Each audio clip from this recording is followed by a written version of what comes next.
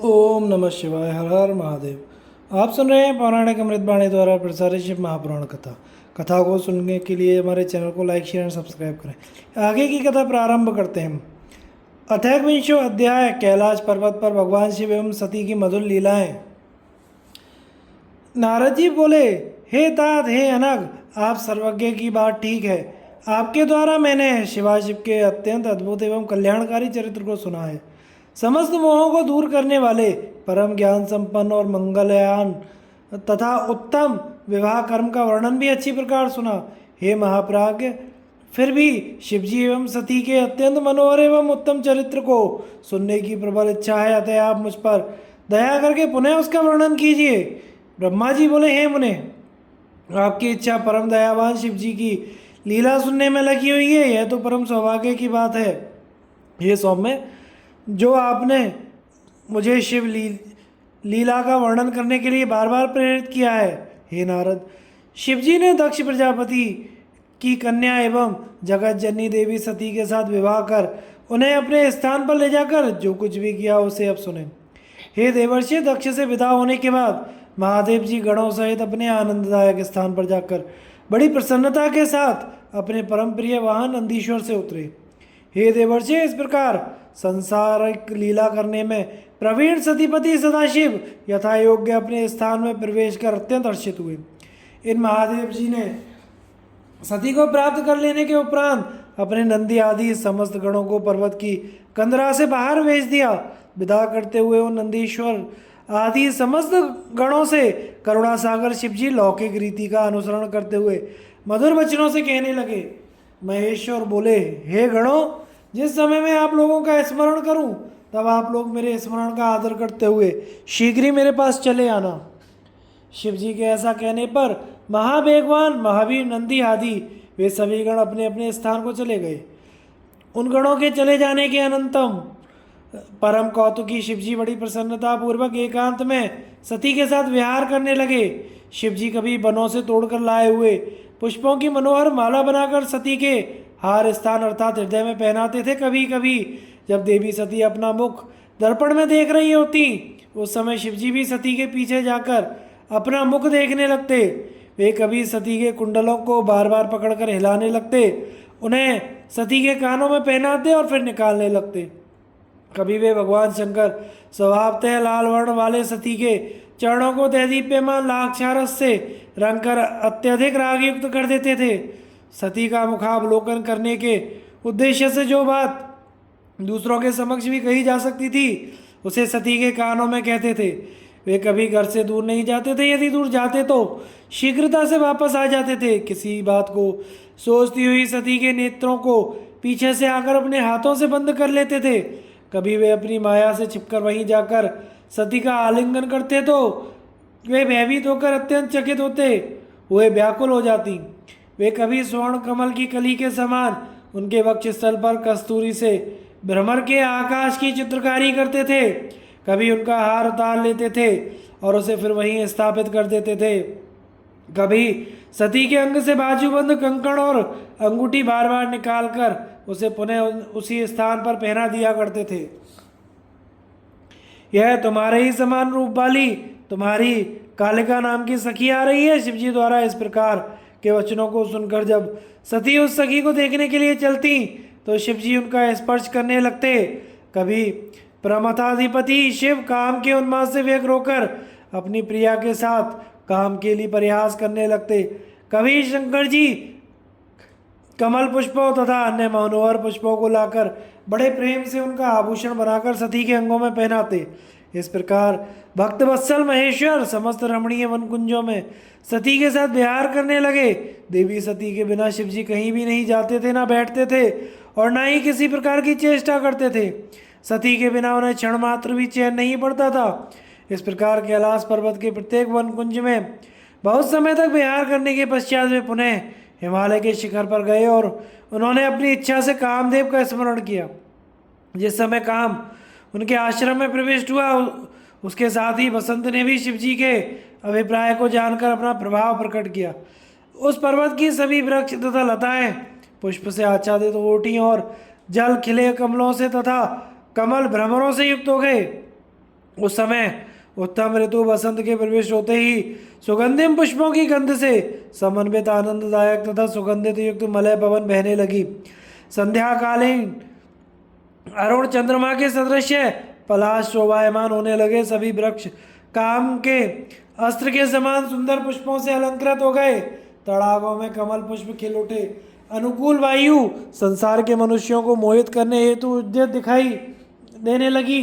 भगवान शंकर के समीप नाग केसर के वृक्ष अपने स्वर्ण के समान पुष्पों से कामदेव की ध्वजा के समान मनोहर प्रतीत होने लगे। लवंग की लता अपनी सुरभि गंध से वायु को सुभाषित करके कामी जनों को के चित्त को मोहित करने लगी।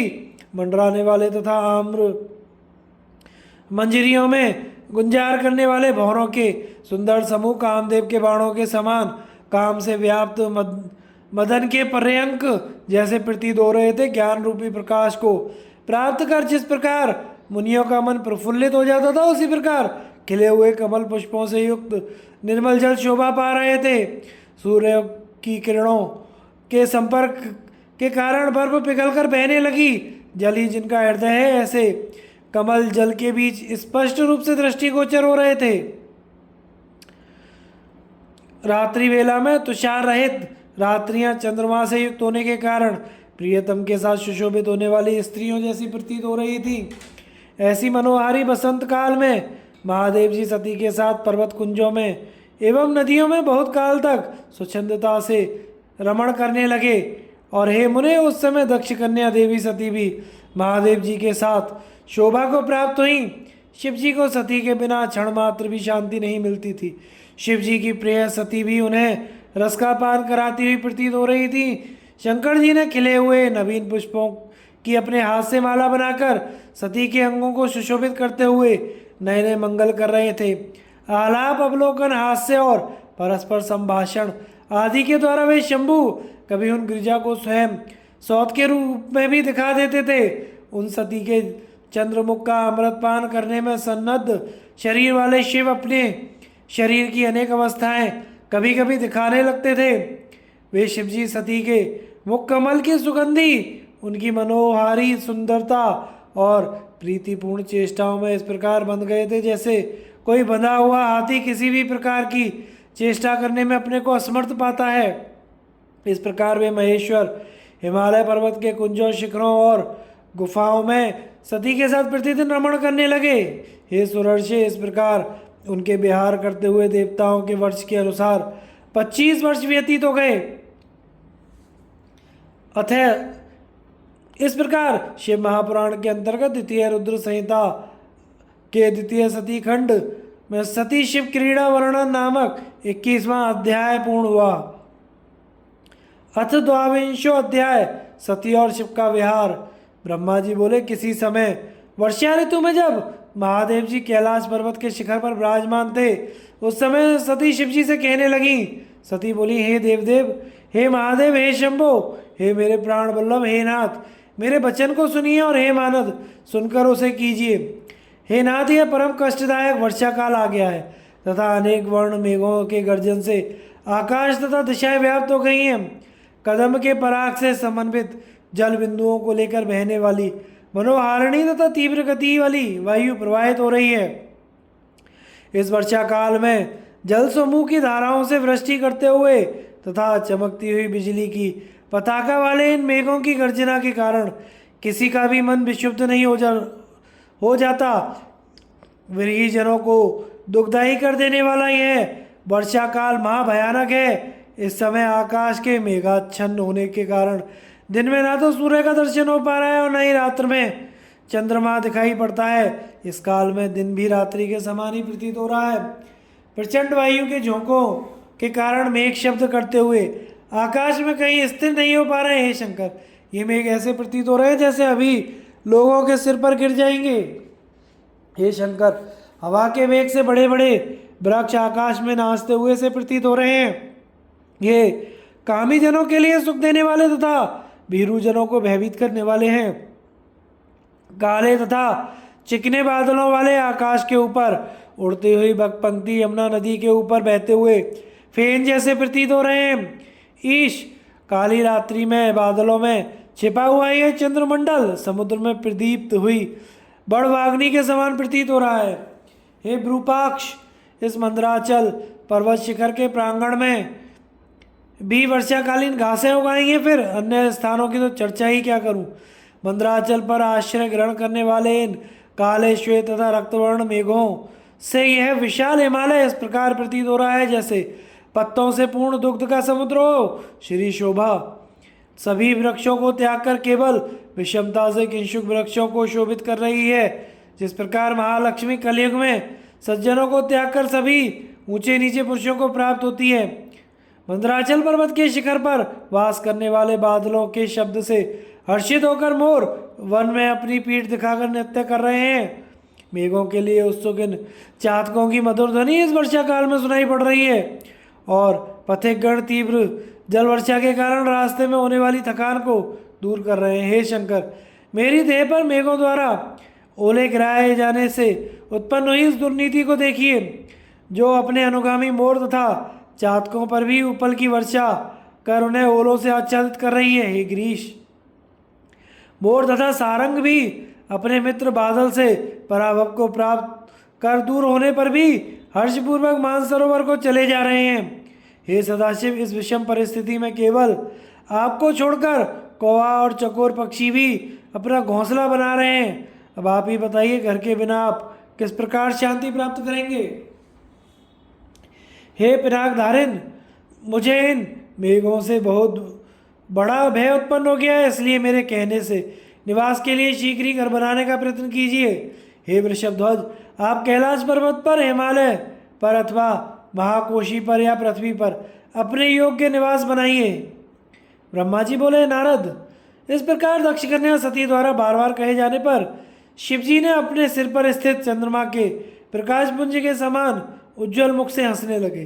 तदनंतर मुस्कुराहट के कारण खुले ओठों वाले वे सर्वतत्व ज्ञाता महात्मा परमेश्वर महादेव जी सती को प्रसन्न करते हुए बोले, ईश्वर बोले, हे मनोहरे, हे मेरी प्रिय, तुम्हारी प्रीति के लिए मैं तुम्हारे रहने योग्य निवास स्थान उस जगह पर बना दूंगा जहाँ कभी मेघ नहीं जा सकेंगे। हे मनोहरे, वर्षा काल में भी ये मेघ हिमालय पर्वत के मध्य भाग के नीचे नीचे ही घूमते रहते हैं। उसी प्रकार देवी, ये मेघ इस कैलाश पर्वत के भी नीचे नीचे ही घूमते हैं, कैलाश पर्वत के ऊपर नहीं जाते। पुष्कर, आवर्तक आदि मेघ भी जम्बू के मूल भाग तक ही रह जाते हैं। ये जम्बू के ऊपर रहने वाले सुमेरु पर्वत के शिखर तक नहीं जा पाते। हे प्रिय, इन वर्णित पर्वतों में जिस पर्वत पर तुम्हारी निवास करने की इच्छा हो, उस पर्वत को शीघ्र ही बताओ। इस हिमालय पर्वत पर निवास करने से स्वच्छंद विहार करने वाले सुवर्ण के सदृश पंख वाले ये अनिल नामक पक्षी समूह ऊंचे ऊंचे मधुर शब्दों से तुम्हारे कौतुक केली क्रीड़ा का गान करेंगे।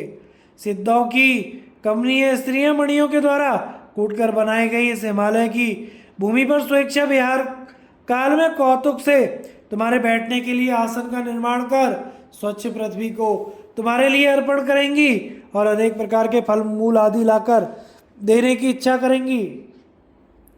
नाग कन्याएं, पर्वत कन्याएं एवं तुरंगमुखी किन्नरियां, ये सभी मन को मोहने वाले अपने हाव भाव से सदैव तुम्हारी सहायता करेंगी। तुम्हारे इस अतुलनीय रूप तथा मनोहारी मुख को देखकर वहाँ की स्त्रियां अपने पति के लिए मनोहर लगने वाले शरीर, अपने रूप तथा गुणों को धिक्कार करेंगी और तुम्हारी ओर निरंतर देखती रहेंगी। पर्वतराज हिमालय की पत्नी मेनका, जो अपने रूप तथा गुण से त्रिलोक में विख्यात हैं, वे भी तुम्हारे मनोकूल ऐश्वर्य, आशीर्वाद तथा प्रार्थना से तुम्हें प्रसन्न करना चाहेंगी। गिरिराज से वंदना के योग्य समस्त पुरजन तुम्हें प्रसन्न करने का प्रयत्न करेंगे और यदि अत्यंत उदार रूपा तुमको कभी शोक हुआ तो वे लोग तुम्हें शिक्षा देंगे तथा तुम्हें अपने गुणों से प्रसन्न रखेंगे। हे प्रिय, कोकिलों के विचित्र मधुर आलापों से परिपूर्ण कुंज समूहों से आवृत स्थान में जहाँ वसंत की उत्पत्ति का स्थान है, क्या तुम उस स्थान में जाना चाहती हो जहाँ विविध प्रकार के अनेक तालाब सैकड़ों कमलिनियों से समन्वित शीतल जल से परिपूर्ण हैं, जहाँ अश्व, हाथी तथा गौओं का निवास है। हे देवी, वहाँ सभी प्रकार की कामनाओं को प्रदान करने वाले कल्प संज्ञक वृक्षों से घिरे हुए सुंदर मनोहारी पुष्पों को तथा हरे भरे नवीन घास के मैदानों को प्रफुल्लित नेत्रों से देखना। हे महामाये, इस प्रकार उस हिमालय पर हिंसक जंतुगण भी शांतिपूर्वक निवास करते हैं। वह अनेक प्रकार के मृगगणों से युक्त हैं। वहां पर स्थित देवालयों में मुनियों और यतियों का निवास है। उस पर्वत के शिखर पर स्फटिक, स्वर्ण एवं चांदी व्याप्त हैं। वह मानसादि सरोवरों से चारों ओर से सुशोभित है। वह स्वर्ण से बने हुए रत्नों के दंड वाले अधखिले कमलों से व्याप्त है। शिशुमार एवं असंख्य कच्छप एवं मकरों से वह मानसरोवर परिव्याप्त है। वह मनोहर नील कमल और उत्पल कमलों से शोभित है। हे देवेशी, वह कमल पुष्पों से गिरते हुए सुगंधित कुंकुमों से व्याप्त है। गंधों से समन्वित स्वच्छ जलों से वह मानसरोवर पूर्ण है। मानसरोवर का तट हरे भरे ऊंचे एवं नवीन घास वाले भूमि भाग से सुशोभित है। यहाँ के शाखोटक के वृक्ष इस प्रकार प्रतीत हो रहे हैं जैसे अपनी शाखा को हिलाकर नृत्य कर रहे हों। अपनी इच्छा के अनुसार अनेक प्रकार के रूप धारण करने वाले देवताओं, सारसों एवं मतवाले चक्रवातों से मानसरोवर सुशोभित हो रहा है। परम आनंद को प्रदान करने वाले भौरों के मधुर शब्दों से गुंजित वह मानसरोवर महान उद्दीपन करने वाला है। मेरु पर्वत के ऊंचे शिखर पर इंद्र, कुबेर, यम, वरुण, अग्नि, निरति, वायु तथा ईशान की पुरियां हैं, जहाँ देवताओं का निवास स्थान है। रंभा, शची एवं मेनका आदि अप्सराओं से वह मेरु शिखर सुशोभित है। हे देवी, क्या तुम उन समस्त पर्वतों के राजा तथा पृथ्वी के सारभूत महारम्य सुमेरु पर्वत पर विहार करना चाहती हो? वहाँ निवास करने से सखियों एवं अप्सराओं सहित शची देवी तुम्हारी उचित सहायता करेंगी, अथवा तुम मेरे आश्रयभूत कैलाश पर, जो पर्वतेंद्र के नाम से विख्यात है, उस पर निवास करना चाहती हो, जहाँ पर कुबेर की अलकापुरी है, जहाँ गंगा की जलधारा बह रही है, जो स्वयं पूर्ण चंद्रमा के समान समुज्ज्वल है, और जिस कैलाश की कंदराओं तथा शिखरों पर ब्रह्म कन्याएं मनोहर गान करती हैं। यह कैलाश अनेक प्रकार के मृगगणों के समूहों से युक्त सैकड़ों कमलों से परिपूर्ण एवं सुमेरु पर्वत की अपेक्षा समस्त गुणों से युक्त तथा सुंदर है। हे देवी, इन स्थानों में जहाँ कहीं भी तुम्हारी रहने की इच्छा हो, उस स्थान को शीघ्र मुझे बताओ। मैं वहाँ पर तुम्हारे निवास स्थान का निर्माण करूँगा। ब्रह्मा जी बोले। शंकर के इस प्रकार कहने पर सती देवी अपने निवास भूत स्थान का लक्षण इस प्रकार कहने लगी। सती बोली, हे देव, मैं आपके साथ इस पर्वतराज हिमालय पर ही निवास करना चाहती हूँ। आप इसी पर्वत पर शीघ्रतापूर्वक निवास स्थान का निर्माण कीजिए। ब्रह्मा जी बोले। सती द्वारा इस प्रकार कहे जाने पर शंकर जी अत्यंत मोहित हो गए और सती को लेकर हिमालय के ऊंचे शिखर पर चले गए। सिद्धांगनाओं से युक्त, पक्षियों से सर्वथा अगम्य अनेक छोटी छोटी बावलियों से युक्त, विचित्र कमलों से चित्रित तथा प्रातःकालीन सूर्य के समान सुशोभित उस शिखर पर शिवजी सती देवी के साथ चले गए। वह स्फटिक मणि के समान समुज्ज्वल हरे भरे वृक्षों तथा घासों से परिपूर्ण विचित्र पुष्पों वाली बावलियों से युक्त था। उस शिखर के वृक्षों की शाखाओं का अग्रभाग विकसित पुष्पों से सुशोभित था। भौरे गुंजार कर रहे थे। वह नील एवं अनेक वर्ण के कमलों से परिव्याप्त था। चक्रवाक, कदम्ब, हंस, शुक, सारस, नीली गर्दन वाले क्रौंच पक्षियों के शब्दों से वह शिखर शब्दायमान हो रहा था। उस शिखर पर पुंस, कोकिल मनोहर शब्द कर रहे थे, तो वह अनेक प्रकार के गणों, किन्नरियों, सिद्धों, अप्सराओं तथा गुहकों से सेवित था। विद्याधरियाँ, देवियाँ, किन्नरियाँ वहाँ विहार कर रही थीं तथा पर्वतीय स्त्रियाँ एवं कन्याओं से वह युक्त था। वीणा, सितार, मृदंग एवं पटह के बाद यंत्रों पर नृत्य एवं कौतुक करती हुई अप्सराओं के समूह से वह शिखर सुशोभित हो रहा था। देविकाओं, दीर्घिकाओं, खिले हुए तथा सुगंधित पुष्पों और निकुंजों से वह शोभायमान हो रहा था। इस प्रकार की शोभा से युक्त पर्वतराज हिमालय के शिखर पर शंकर जी सती देवी के साथ बहुत काल तक रमण करते रहे। महादेव जी उस स्वर्ग के समान दिव्य स्थानों में सती के साथ देवताओं के वर्ष के गणनानुसार 10,000 वर्ष तक प्रसन्नतापूर्वक विहार करते रहे। वे कभी उस स्थान को छोड़कर सती के साथ किसी दूसरे स्थान पर चले जाते और कभी देवी देवताओं से व्याप्त मेरु शिखर पर चले जाते। इस पृथ्वी के अनेक प्रकार के द्वीपों, उद्यानों एवं वनों में जाकर पुनः वहां आकर सती के साथ रमण करने लगते। शिव जी का मन यज्ञ ब्रह्म तथा समाधि में नहीं लगता था। वे शंभु दिन रात मन से सती में ही प्रीति करते रहते थे। इस प्रकार सती भी निरंतर महादेव जी के मुख का अवलोकन करती रहती थी और शिव जी भी सती के मुख को देखते रहते थे। इस प्रकार वे शिव तथा सती परस्पर के संयोग से स्नेह रूपी जल द्वारा अनुराग रूपी वृक्ष को सिंचित कर बढ़ाने लगे। इस प्रकार श्री शिव महापुराण के अंतर्गत द्वितीय रुद्र संहिता के द्वितीय सती खंड में शिवाशिव विहार वर्णन नामक 22वां अध्याय पूर्ण हुआ। अथ त्रयोविंशो अध्याय। सती के पूछने पर शिव द्वारा भक्ति की महिमा तथा नवधा भक्ति का निरूपण। ब्रह्मा जी बोले, हे मुने, इस प्रकार शंकर जी के साथ विहार करके वे सती काम से संतुष्ट हो गईं और उनके मन में वैराग्य उत्पन्न होने लगा। एक दिन की बात है, देवी सती एकांत में भगवान शंकर से मिली और उन्हें भक्तिपूर्वक प्रणाम कर दोनों हाथ जोड़कर खड़ी हो गईं। भगवान शंकर को प्रसन्न चित्त जानकर विनय भाव से दक्ष कुमारी सती कहने लगी। सती बोली, हे देवदेव, हे महादेव, हे करुणा सागर, हे प्रभु, हे दीनोद्धव परायण, हे महायोगी, मुझ पर कृपा कीजिए। आप परम पुरुष हैं, इस जगत के स्वामी हैं, रजोगुण तमोगुण एवं सद्गुण से परे हैं, निर्गुण हैं, सगुण भी हैं, सबके साक्षी हैं और निर्विकार महाप्रभु भी हैं। मैं धन्य हूँ जो आपकी कामिनी और आपके साथ सुंदर विहार करने वाली आपकी प्रिया हुई। हे स्वामिन, हे हर, आप अपनी भक्त वत्सला भक्त के कारण ही मेरे स्वामी हुए। हे नाथ, मैंने आपके साथ बहुत दिनों तक विहार किया। हे महेशान, इससे मैं संतुष्ट हो गई हूँ, अब मेरा मन उधर से हट गया है। हे देवेश, अब मैं परम तत्वों का ज्ञान प्राप्त करना चाहती हूँ जो सुख प्रदान करने वाला है। हे हर, जिसको जान लेने पर समस्त जीव संसार दुख से अनायास ही उद्धार प्राप्त कर लेते हैं। हे नाथ, जिस कर्म का अनुष्ठान करके विषयी जीव भी परम पद प्राप्त कर लेता है तथा पुनः संसार बंधन में नहीं पड़ता, उस परम तत्व को आप बताइए, मुझ पर कृपा कीजिए। ब्रह्मा जी बोले, हे मुने, इस प्रकार आदि शक्ति महेश्वरी सती ने केवल जीवों के उद्धार के लिए उत्तम भक्ति भाव से भगवान शंकर से इस प्रकार पूछा।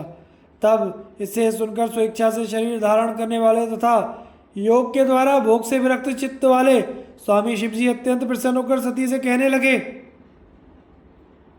शिव जी बोले, हे देवी, हे दक्षिणंदिनी, हे महेश्वरी, सुनो, मैं उस परम तत्व का वर्णन करता हूँ जिससे वासनाबद्ध जीव तत्काल मुक्त हो जाता है। हे सते, तुम विज्ञान को परम तत्व जानो। विज्ञान वह है जिसके उदय होने पर मैं ब्रह्म हूँ, ऐसा दृढ़ निश्चय हो जाता है। ब्रह्म के सिवा दूसरी किसी वस्तु का स्मरण नहीं रहता। उस विज्ञानी पुरुष की बुद्धि सर्वथा शुद्ध हो जाती है। हे प्रिय, वह विज्ञान दुर्लभ है, त्रिलोकी में उसका ज्ञाता कोई विरला ही होता है। वह जो जैसा है सदा मेरा स्वरूप भी वैसा ही है, साक्षात परात्पर ब्रह्म है। इस प्रकार के विज्ञान की माता केवल मेरी भक्ति है, जो भोग और मोक्ष रूप फल प्रदान करती है। वह मेरी कृपा से सुलभ होती है। वह भक्ति 9 प्रकार की कही गई है। हे सती, भक्ति और ज्ञान में कोई भेद नहीं है। भक्ति और ज्ञान दोनों ही सदा भक्ति और ज्ञानी दोनों को ही सदा सुख प्राप्त होता है। भक्ति के विरोधी को विज्ञान की प्राप्ति नहीं होती। हे देवी, मैं सदा भक्ति के अधीन रहता हूँ और भक्ति के प्रभाव से जाति ही नीच मनुष्यों के घरों में भी चला जाता हूँ, इसमें संशय नहीं है। हे देवी, वह भक्ति 2 प्रकार की कही गई है, सगुण निर्गुण। जो वैधि अथवा अर्थात शास्त्र विधि से प्रेरित स्वाभाविक की भक्ति होती है, वह श्रेष्ठ है। इससे भिन्न जो कामना मूलक भक्ति है, वह निम्न कोटि की कही गई है। सगुण और निर्गुण भक्ति, ये दोनों प्रकार की भक्तियाँ नैष्ठिकी और अनैष्ठिकी के भेद से 2 प्रकार की हो जाती हैं।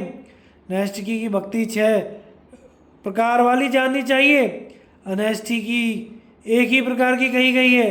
विद्वान पुरुष विहिता और अविहिता आदि भेद से उसके अनेक प्रकार मानते हैं। इन द्विविध भक्तियों के बहुत से भेद प्रभेद होने के कारण इनके तत्व का अन्यत्र वर्णन किया गया है। हे प्रिय, मुनियों ने सगुण और निर्गुण दोनों भक्तियों के 9 अंग बताए हैं। हे दक्षिणनंदिनी, मैं उन 9 अंगों का वर्णन करता हूँ, सुनो। हे देवी, श्रवण कीर्तन स्मरण सेवन दास्य अर्चन, सदा मेरा वंदन सख्य और आत्मसमर्पण विद्वानों ने भक्ति के 9 अंग माने हैं।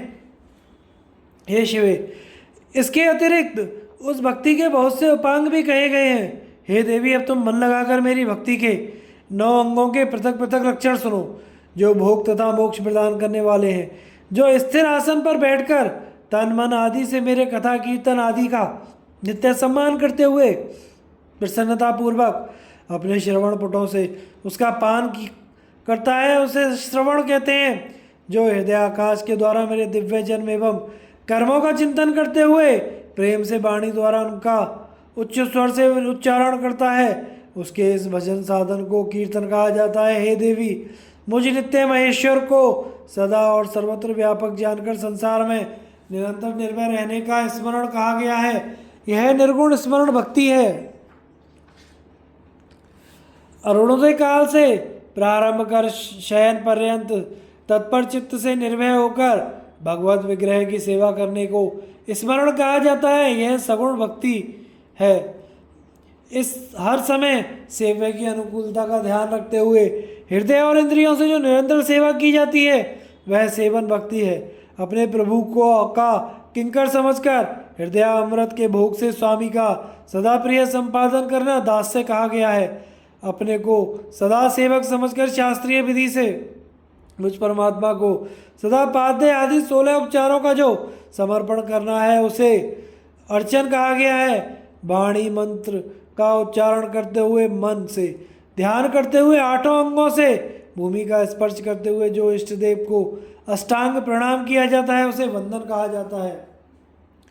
ईश्वर मंगल अमंगल जो कुछ भी करता है, वह सब मेरे मंगल के लिए है, ऐसा दृढ़ विश्वास रखना भक्ति का लक्षण है।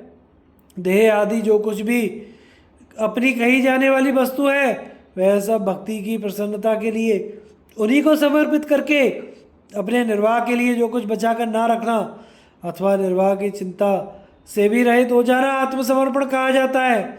मेरी भक्ति के 9 अंग हैं जो भोग तथा मोक्ष प्रदान करने वाले हैं। इनसे ज्ञान प्रकट हो जाता है तथा ये साधन मुझे अत्यंत प्रिय हैं। मेरी भक्ति के अनेक उपांग भी कहे गए हैं, जैसे बिल्व आदि का सेवन। इनको विचार से समझ लेना चाहिए। हे प्रिय, इस प्रकार मेरी सांगोपांग भक्ति सबसे उत्तम है। यह ज्ञान वैराग्य की जननी है और मुक्ति इसकी दासी है। हे देवी, भक्ति सर्वदा सभी कर्मों के फलों को देने वाली है। यह भक्ति मुझे सदा तुम्हारे समान ही प्रिय है। जिसके चित्त में नित्य निरंतर यह भक्ति निवास करती है, वह मुझे अत्यंत प्रिय है। हे देवेशी, तीनों लोकों और चारों युगों में भक्ति के समान कोई दूसरा सुखदायक मार्ग नहीं है। कलयुग में तो यह विशेष सुखद एवं सुविधाजनक है, क्योंकि कलयुग में प्राय ज्ञान और वैराग्य दोनों ही ग्राहक के अभाव के कारण वृद्ध, उत्साह शून्य एवं जर्जर हो जाते हैं। परंतु भक्ति कलयुग में तथा अन्य सभी युगों में प्रत्यक्ष फल देने वाली है। भक्ति के प्रभाव से मैं सदा भक्त के वश में रहता हूँ, इसमें संदेह नहीं है। संसार में जो भक्तिमान पुरुष है, उसकी मैं सदा सहायता करता हूँ, उसके कष्टों को दूर करता हूँ। उस भक्त का जो शत्रु होता है, वह मेरे लिए दंडनीय है, इसमें संशय नहीं है। हे देवी, मैं अपने भक्तों का रक्षक हूँ। भक्तों की रक्षा के लिए ही मैंने कुपित होकर अपने नेत्र जनित अग्नि से काल को भी भस्म कर डाला था। हे देवी, भक्त की रक्षा के लिए मैं पूर्व काल में सूर्य पर भी अत्यंत क्रोधित हो उठा था और मैंने त्रिशूल लेकर सूर्य को भी जीत लिया था। हे देवी, मैंने भक्ति के लिए सैन्य सहित रावण को भी क्रोधपूर्वक त्याग दिया था, उसके प्रति कोई पक्षपात नहीं किया। हे देवी, भक्तों के लिए मैंने ही कुंती से ग्रस्त व्यास को नंदी द्वारा दंड दिलाकर उन्हें काशी से बाहर निकाल दिया। हे देवेशी, बहुत कहने से क्या लाभ, मैं सदा ही भक्त के अधीन रहता हूँ और भक्ति करने वाले पुरुष के अत्यंत वश में हो जाता हूँ, इसमें संदेह नहीं। ब्रह्मा जी बोले, नारद, इस प्रकार भक्ति का महत्व सुनकर दक्ष कन्या सती को बड़ा हर्ष हुआ। उन्होंने अत्यंत प्रसन्नतापूर्वक भगवान शिव को मन ही मन प्रणाम किया। हे मुने, देवी सती ने पुनः भक्ति विषय के शास्त्र के विषय में बड़े आदर से पूछा, जो लोक में सुखदायक तथा जीवों के उद्धार का साधन है। हे मुने, उन्होंने यंत्र मंत्र शास्त्र, उनके महात्म्य तथा अन्य जीवोद्धार धर्म में साधनों के विषय में विशेष रूप से जानने की इच्छा प्रकट की।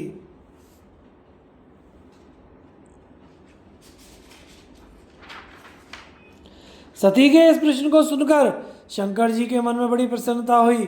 उन्होंने जीवों के उद्धार के लिए सब शास्त्रों का प्रेम पूर्वक वर्णन किया। महेश्वर ने पांचों अंग सहित तंत्र शास्त्र, यंत्र शास्त्र तथा भिन्न भिन्न देवेश्वरों की महिमा का वर्णन किया। हे मुनीश्वर, हे महेश्वर ने कृपा करके इतिहास कथा सहित उन देवताओं के भक्तों की महिमा, वर्णाश्रम धर्म, राज धर्म, पुत्र और स्त्री के धर्म की महिमा, कभी नष्ट न होने वाले वर्णाश्रम, जीवों को सुख देने वाले वैद्यक शास्त्र एवं ज्योतिष शास्त्र, उत्तम सामुद्रिक शास्त्र तथा अन्य बहुत से शास्त्रों का तत्वोत्तर वर्णन किया। इस प्रकार लोकोपकार करने के लिए सद्गुण संपन्न, शरीर धारण करने वाले, तीनों लोगों को सुख देने वाले, सर्वज्ञ पर ब्रह्म स्वरूप शिव और सती ने हिमालय के पर्वत के कैलाश शिखर पर तथा अन्य अन्य स्थानों पर अनेक प्रकार की लीलाएं की। इस प्रकार शिव महापुराण के अंतर्गत द्वितीय रुद्र संहिता के द्वितीय सती खंड में भक्ति प्रभाव का वर्णन नामक 23वां अध्याय पूर्ण हुआ। तो आगे की कथा का प्रसारण हम अगले भाग में करेंगे। कथा को सुनते रहिए, चैनल को लाइक शेयर एंड सब्सक्राइब कीजिए। हर हर महादेव।